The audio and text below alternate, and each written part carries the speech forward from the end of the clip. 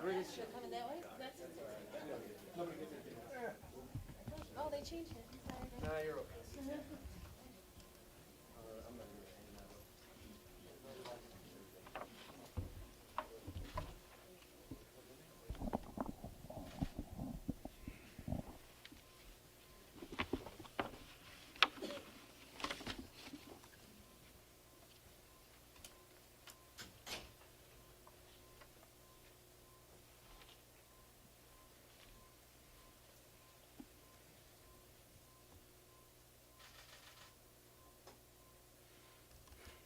Good morning. Good morning. All right, thank you. All right, so many of you, this may be a press conference that you've been to several. This is my first, so I appreciate you coming here today. My name is Adam Mildred, and I serve as the United States Attorney for the Northern District of Indiana. I'm joined here by FBI Special Agent in Charge Timothy O'Malley to my left. We have IRS Supervisory Special Agent Chris Hebron, Indiana Gaming Commission Superintendent of Law Enforcement Brock Pilgrim. We have representatives from the Indiana State Police, United States Marshal of the Northern District of Indiana, Todd Nukes, and then from our office, First Assistant Scott Proctor to my right, Criminal Chief Tony Geller, and then the two lawyers that are going to be the primary folks that present for the district, AUSA Phil Benson and AUSA Kevin Wolf. We're here today to provide information to the public about an investigation and charges recently filed in the Northern District.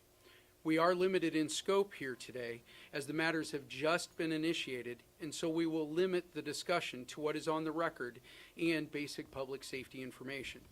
The matters we will be discussing are allegations only at this point, and all persons are presumed innocent until proven guilty. And with that, on April 16, 2026, a federal grand jury in Hammond, Indiana, returned a 28-count indictment charging James Gerardimas, a.k.a. Jimmy the Greek, Dean Gialamos, a.k.a. Dean Gem, Chris Gerardimas, and 19 others with running an illegal gambling conspiracy that used extortionate means to collect gambling debts and laundered the money, among other crimes. The defendants range in age from 21 to over 80 years old. The charges against the various defendants include the following: conducting an illegal gambling business, conspiracy to commit and attempting to commit Hobbs extortion, conspiracy to commit and attempting to commit collections of extensions of credit by extortionate means, conspiracy to commit money laundering. In addition, transmission of wagering information, as well as forfeiture allegations. And some of you may have already been able to obtain those from the public record, but there will be hard copies available for you at the end, listing all the various indictments and all the different defendants that are listed. All right, as alleged in the indictment, though, the organization operated in Northeast Indiana and elsewhere from on or about January of 2021 to on or about April 29th of 2026. The indictment was unsealed on April 29th, 2026, following the execution of arrest and search warrants accompanying the indictment. In a few moments, Special Agent O'Malley will discuss those details of that execution of those warrants in more detail. But through the indictment, the grand jury has alleged that the defendants built an illegal gambling organization that operated both online and in person at two northern Indiana businesses. According to the indictment, members of the organization used threats and intimidation to collect on gambling debts. And my office bears the burden of proving that the defendants are guilty of these charges, which I am confident we will do with the leadership from Mr. Benson and Mr. Wolf. In the meantime, I want to emphasize 2 points. First, each and every defendant named in this indictment is entitled to a fair jury of their peers and is innocent until proven guilty by a court of law. And second, the investigation is ongoing. The law enforcement team will investigate any additional crimes revealed by the evidence and any additional subjects who might have participated in the alleged criminal activity. If you believe that you are a victim of the alleged organization, or if you have any information relevant to the cases, or you know yourself to be a likely target, now's the time. please come forward. And Special Agent O'Malley's going to talk, but we're interested. And with that, Special Agent O'Malley. Thank you, Adam. Good morning. My name is Tim O'Malley. I'm the special agent in charge of the FBI's Indianapolis field office, which covers the entire state of Indiana. Yesterday's arrests are the result of a multi-year coordinated investigation involving several law enforcement agencies. The goal was to shut down an illegal gambling and extortion operation that was exploiting individuals and undermining legitimate businesses in our community. Let me be clear, though, this was not a case of harmless or casual gambling. It was part of a broader pattern of criminal behavior that included coercion, intimidation, and financial exploitation. In many cases, illegal gambling is an entry point. From there, it fuels other ways to generate money and additional criminal behavior. And this type of activity does not remain contained. It creates fear in the community, it creates pressure, and it impacts the entire community, not just those who are directly involved. There is no place in our society for coercion or intimidation, and those who conduct this conduct must be held accountable. This investigation would not have been possible without the close collaboration of our federal, state, and local law enforcement partners. Yesterday, more than 150 law enforcement officers were involved in police operations. Agencies involved included the FBI, IRS, HSI, the Indiana State Police, the U.S. Marshal Service, and the Indiana Gaming Commission. Yesterday, we executed 22 arrest warrants, and arrests were made across the country, not only in northern Indiana, but we also made arrests in Chicago, Boston, New York, Sarasota, Florida, Los Angeles, Mesa, Arizona, and San Juan, Puerto Rico.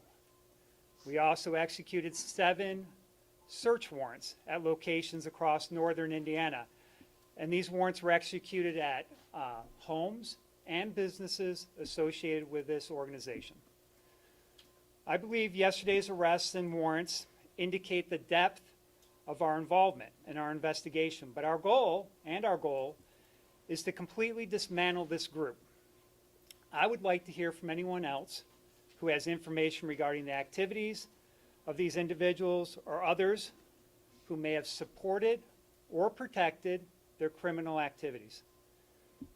For those who may have interacted with the defendants, I want you to know that we're primarily interested in those who organized the network, who took bets, who collected debts, and who provided support and protection.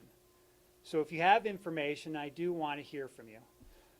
Tips to the FBI are completely confidential, and I encourage you to call with whatever information you have. The number to call is 1-800-CALL-FBI. Thank you.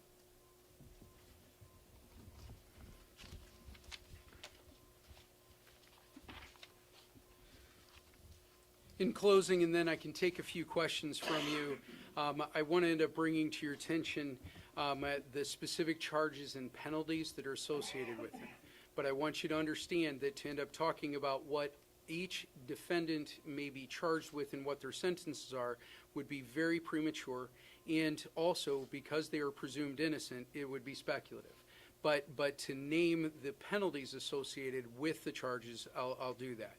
And there's several different categories, and then you can take a look at the indictments to find that answer for yourself. Illegal gambling business, maximum penalty of 5 years and a $250,000 fine.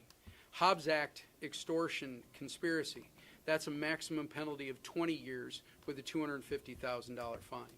Collection of extensions of credit by extortionate means, that's a maximum penalty of 20 years and a $250,000 fine. Conspiracy to commit money laundering, 20 years with a $500,000 fine. And transmission of wagering information, 2 years with up to a $250,000 fine. And also on top of it, potential supervised release and further forfeiture action. As I stated, though, each of the charges are outlined in the documents. If you haven't otherwise obtained them, you can do so here shortly. And so with that, I will open up for questions, but I must, and I will, I'll call on each of you. What I will ask to help me, please identify yourself and your agency, and then also please understand that there are many things that I cannot talk about because it would be inappropriate to do so because of this early stage, and that we will typically be sticking to what's stated in the indictments, which are quite detailed, as I believe you'll find. But with that, I believe, sir, you raised your hand first. Charlie Wojciechowski from NBC5 in Chicago. Yes, sir. We live in a day and age when gambling is commonplace. There's all kinds of places you can go to make a bet. How is this different than the kind of betting that many people participate in? As Special Agent O'Malley mentioned, it is not just harmless or casual gambling. It's part of a broader pattern of criminal activity that included coercion, intimidation, and financial exploitation. Ma'am, Yeah, okay, so, we obviously your agency? Safe on Fox 32 in Chicago. Thank you. We read over the indictment, and there were some threats made against the daughter who went to Valpo. Wondering if, I know this is an early part of the investigation, but wondering if there were any sort of physical harm, also any sort of, worse killings, anything like that that you can talk about, and what happened out of that threat with the Valpo daughter? Thank you, ma'am. It's a great question, but it would be inappropriate under these circumstances for us to go through those facts. What's going to be happening is that we've got a series of additional hearings. There will be additional pleadings and things that happen in an open court where it's appropriate to discuss. But to go fact-specific, ma'am, it would be inappropriate here at this time, please, respectfully. Sir. Richard Kenneth, Thompson, Northwest Indiana. Were there any demographic similarities between the victims you're targeted? Could you please restate the question for me? I'm sorry. Yeah, I mean, I understand what Were they paper. targeting young people, old people, immigrants, poor people? Like, who were these victims? Like, were there any similarities? I understand. Yeah.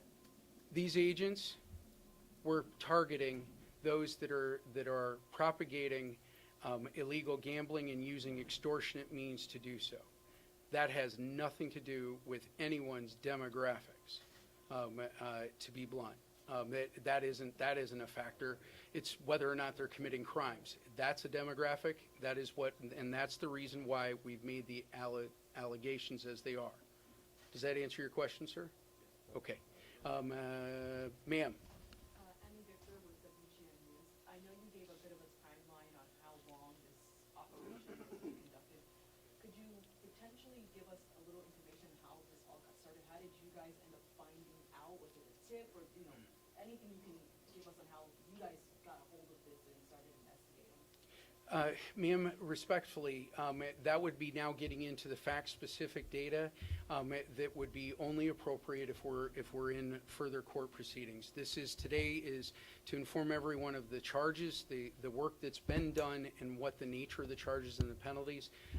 Perhaps there's another time to ask that question, but it also needs to be fair, because one of the things that's very important about this, and we want to make it clear, you hear that this is only an allegation only, and it's not been proven, and everyone's entitled to those rules. That isn't just lip service. It's very serious to us. We want to make sure that it's proper, that everyone's rights are met and understood. But to answer that specific question and any other factually specific questions that anyone has, I'll have to respectfully decline at this time, if I may. Could I just quickly ask you this then? Do you guys have any intention of going back to either the home or the businesses that were raided? Is the work done, or do you have more to do? Ma'am, I will say this, and this is important for everyone that is both a victim, a witness, and a potential target of this.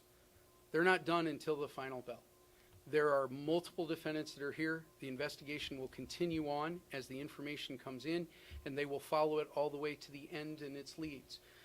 That's the most direct answer I can give you, but I won't talk about the specifics because that then gets into the tactics at this point as they're conducting their investigation.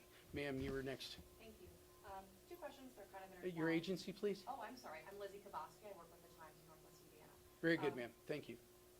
Are the illegal gambling sites still active, and are both of the businesses that were raided yesterday going to be shut down? I am going to say this, ma'am. That as it relates to the establishments that you said that were raided, there's some coverage that's been of that. The only thing I will say is that in the indictments, there is some specific references. The documents include the forfeiture language. And that's the only information at this point that I would share, other than saying that these agents are going to end up working this case and following every lead to where it takes them. And how about those websites, the gambling websites, are they still active? Ma'am, at this point, I'm gonna. It's a factually specific, and I'm gonna decline that at this point. Understood, Okay, thank you. I'll take them in order. I know you've had a couple. Ma'am. Morris Perlman, CBS News Chicago. Yes, ma'am. I know when we look at the indictment, there are payments ranging from hundreds of dollars to as much as $50,000. There was that Super Bowl line pull card that ranged from $500 to $25,000 per line. Can you give us an idea of how much money total that we are looking at here? Ma'am, that is a very fact-specific thing, and it would be inappropriate here. But what I will tell you is you do have the indictment, and those things are a matter of public record, and that's what we have to stand on at this point. It would be improper for us to go through those details just right now. Do you know a total number of victims then that we could point to? The number of victims are identified in the indictment of those that are charged that have gone through. But please understand, the investigation is ongoing, and so if that is, you have the number that have been through the grand jury at this point and returned the indictment. Ma'am. Good morning, I'm Lisa Nunez with ABC 7. Yes, ma'am. Reading through the indictment, you see a number of individuals, either family members or former employees of restaurants that were participating in this operation. Do we believe these individuals were coerced or forced to participate in this operation, or was this their own free will? That's a great question, ma'am, but again, it's going to be a very fact-specific. At this early stage, it would be inappropriate for us to end up going through those things. The defendants are just having their initial hearings right now, so it would be inappropriate for us to have that discussion here at this point. Okay, sir. Mike Krauser, WBBM Radio Chicago. Yes, sir. It's alleged that these guys were extending credit to gamblers. That would seem a little unusual. Is there a reason for that? Respectfully, that would be a question for them to answer if they chose to. That's not something that we're in a position to be able to detail the direction of our investigation at this time. And I'm just going to keep working my way through. You, sir. Andrew Garcia with WJOA in Hammond. Are you able to comment on this time, or is there any reason to believe that because of the nature of how this was like all over the country type of thing, that that there may have been sporting events? Was this large enough that there were possible reasons to believe that outcomes could have been impacted or influenced by these bettors or anything of that nature? Sir, that would be really speculative for us to do, and quite honestly, we're focused on those matters that have been through the grand jury and have been returned as the indictments, all of which that you have the detailed indictments for you to be able to reference. Ma'am. Meredith Pete, Post-Tribune. Can you speak to rumors that we've heard in the community if investigators have found any potential links to Sheriff Oscar Martinez? And also generally if investigators had any fear, piggybacking off your question, fear that some of these threats could turn physical, and did that kind of motivate you for the investigation? Okay, you've asked a lot in there. No, it's okay, But I mean, you asked multiple questions at once, all right? So please allow me to answer the first one. You asked about a particular public official.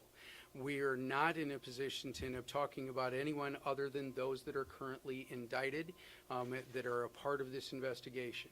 But as we said, this investigation is ongoing. If anyone that is a witness or a victim or knows themselves to be a potential target of those things, now is the time to talk. These agents are interested in what it is that they have to say. but I won't speculate as to any one individual that's not named in the indictments. Okay? So I want to make sure that that's the clearest answer, right? Is that I won't speculate as to any of those. We are open to the information. The investigations will continue ongoing, right? So that's the first part. What's the rest of your question? I'm sorry. Just if you can speak generally to, was there fear that these various threats could turn physical against the victims in this case? And did that motivate the investigation? Oh, okay. All right. I think I understand your question. Forgive me if I get it wrong, all right?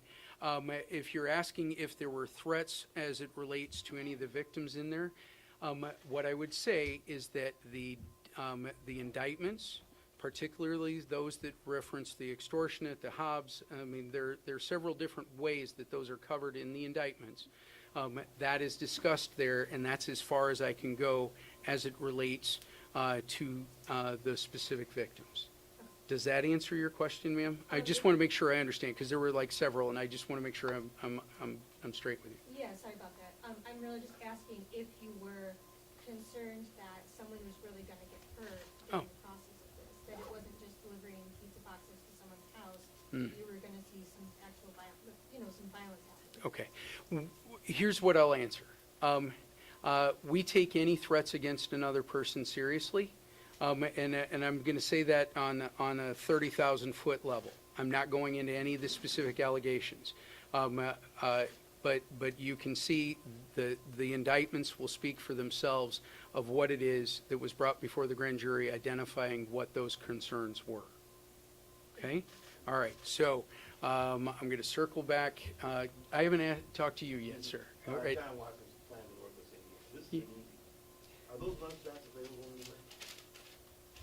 Well, first of all, you're referring to them as mugshots. I would not refer to them as. I understand that may be what you call them, sir. Those, pardon me. Those are.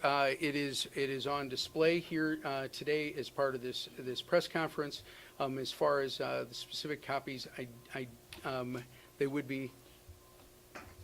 Oh yes. This is why it is that you have a really, really good team around you, all right? This is First Assistant Scott Proctor, and he advises me that there are indeed copies, sir. All right, and I'll get back, I'll work there. Go ahead, sir. I know the amount of information you can talk about is limited, but can you describe at all the role the restaurants played in this operation, and whether or not they were betting sites or betting a place where things were aggregated, that kind of thing? Okay, you used the word "can," and I'm going to be a lawyer for a second. And what I'm going to say to you, sir, is that the indictments have to speak for themselves, but the indictments do make reference as it relates to the forfeiture actions, which I believe is the question you're looking for. I believe that you'll be able to find that in the public documents, in the public record for the question you're asking. And so sometimes, in order to make sure that the process is fair and that everyone gets their due process, their right to a jury trial, and a fair process, that we have to end up speaking through pleadings and such, and that we have to exercise restraint because we believe in the system being fair. So forgive me for shutting you down and then some of the other questions factually that you're asking. But what I would say is you can find information related to those establishments in the indictments. Ma'am. Given that these restaurants have been around for a long time, should any people who have dined at these restaurants be worried about maybe personal data or their money at all? I would say that all persons need to be mindful. The only thing that I would say is all persons need to be mindful of their information, no matter whether it's a restaurant that's subject to a forfeiture, a part of an investigation, or just in general. And so, but to comment specifically about this case, it would be inappropriate. Sir. Is there any estimate of how much money they were bringing in over the 21 to 26? We're at a point right now, sir, we have to rely upon the indictments, and that's a very fact-specific matter that would only be appropriate once we're further along in the process, please. Is anyone else? Oh, yes, ma'am. Is the government requesting the detention of each of these individuals, or You said, okay, her question for everyone so that we're clear on it, she asked if we were seeking pretrial detention on each of the individuals. The answer to that question is no. And as we are approaching each and every one of these defendants in a case-by-case basis, there's some circumstances where we are and some where we're not. Pretrial detention is for many different reasons. One is to end up addressing the potential for any flight risk. We want to make sure that we're providing protection to the community and to the witnesses and the victims in the case. We want orderly disposition of the proceedings as we go, and so it's the flight risk and public safety that are principally driving that. But each one is going to be in a case-by-case basis, and you can find the data as it relates to the individual defendants in the court record where we've filed the appropriate motions. Does that answer it for you, ma'am? It does, yes. Quick follow-up. What about Yes. Jimmy Geradimos and Dean Giolamos, those two individuals who seem to be the ringleaders? I'm going to have to rely upon the pleading specific, and we state the reasons. When we do these detention hearings, we do articulate the reasons for such motions. But any further I can't. Is there anyone else? Ma'am, did you? Oh, okay. No, yeah, I thought I saw you had it. Oh, okay. All right. You're giving me, so, I know it's laid out in the indictment. Mm-hmm. But could you verbally just explain to us the role of this family? How high up did this go within the Geradimos family? Oh, that's a very fact-specific thing, ma'am. And you already know it, and I'm glad that you acknowledged it, so therefore I can go back to where it was before, and that is that on April 16th, 2026, they returned a 28-count indictment charging James L. Geradimos, Jimmy the Greek, right, and Dean Giolamos, a.k.a. Dean Gem, and Chris Geradimos, and then 19 others, as running the illegal gambling conspiracy. But they're not all related. Oh, you mean? Familially related. Of the 19, they're not all family. Oh, well, actually, there's 22. 22. 22, but their names are very different from each other. Yeah. So that's what I would leave with that. Okay. Is there anyone else with any additional questions, if I can? All right, well then I would want to end up circling back and just to say the same thing that we said before. Anything that we've talked about today, these are allegations only. Every defendant is entitled to a fair jury and a fair due process as we go about this. And these were provided for information to the public about the nature of the charges, the names of the individuals, and any of the details can be found in those indictments. But I would would close back up with this, is that if there's anyone out there that has additional information as these cases are ongoing, please come forward, make contact with these officers. If in fact they're witnesses or victims, or for that matter, they know themselves to be potential targets, as I said, now's the time. Because these agents aren't done working. They're not. And they won't stop. They're going to end up following it because their overall objective is dismantling this organization. That is, if you know yourself to be, in fact, a target, a participant, they are coming after you. So thank you today.